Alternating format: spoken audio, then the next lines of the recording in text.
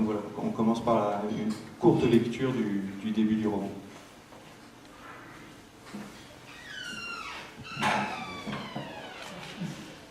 La porte se referma sur le dernier homme.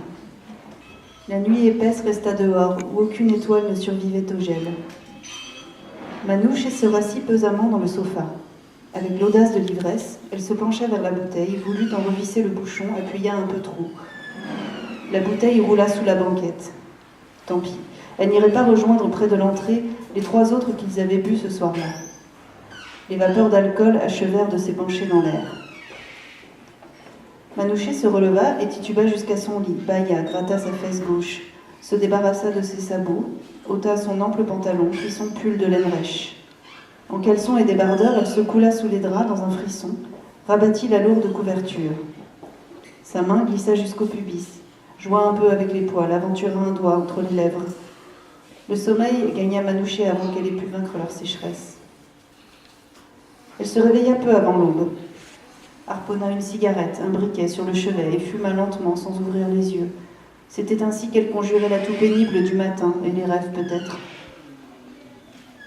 Le froid crispait l'atmosphère de la chambre, un étau mou lui enserrait les tempes. Elle attrapa les vêtements éparpillés près du lit et s'habilla sous la couverture avant de se lever, d'attiser le poêle, de faire chauffer l'eau. Assise à la table de la cuisine, elle passa une main dans sa tignasse grise et courte, puis alluma une nouvelle cigarette. On frappa à la porte. Je me suis demandé en fait si c'était vraiment prémédité, si ça c'était vraiment aussi prémédité, ou alors est-ce que Adriane s'est mis à prendre une place énorme dans le livre,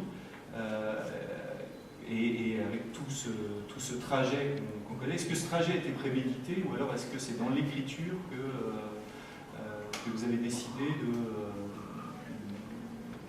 Là, vous mettez le doigt sur ce qui a été le plus fort pour moi dans l'écriture de ce livre, dans cette expérience de premier roman. Enfin, je disais tout à l'heure que il avait fallu arriver à un moment de ma vie pour être en mesure de le faire, mais ça a été très fort parce que, justement, j'ai été aussi surprise que vous, aussi surprise que Manouche, et ça s'est vraiment passé comme dans le livre. C'est-à-dire, finalement, ça se réduit à 1 page et demie, c'est le passage que je vous ai lu.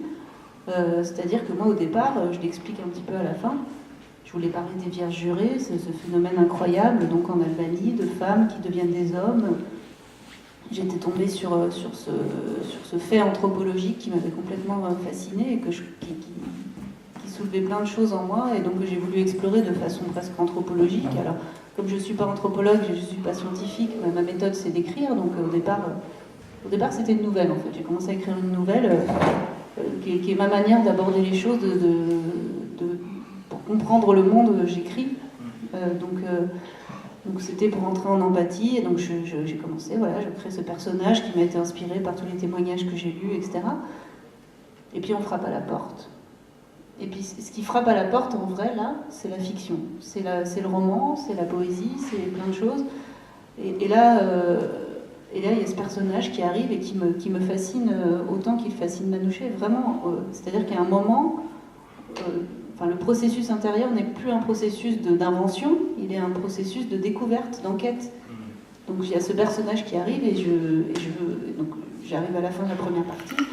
La nouvelle, qui devait être une nouvelle, donc une dizaine de pages, elle fait déjà 30 pages et en fait j'ai qu'une envie, c'est de savoir d'où vient ce personnage, quelle est son histoire, etc. Donc c'est là que la deuxième partie se crée, le flashback, etc. dans le passé d'Adriane.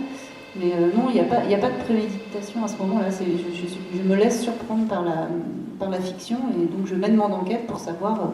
C'est pas tiens Adriane, bon on dirait que il serait comme ci comme ça. Non, c'est bon alors il est comment? Je me pose des questions et puis il y a une espèce de petite voix qui souffle les réponses. C'est exactement ce que je ressentais en fait. C'est qu'il y a Mais au point, pardon, que quand le livre s'est terminé, j'ai ressenti une grande tristesse à l'idée de ne plus voir mes personnages. Pour moi, ils existaient vraiment. Ouais. Je dis pas ça pour faire l'analyse, quoi. C'est vraiment zut, comment je fais pour les retrouver? Parce que bon, il ne s'agissait pas d'écrire une suite ou quoi. Bon, et en fait, ils sont toujours là. Donc,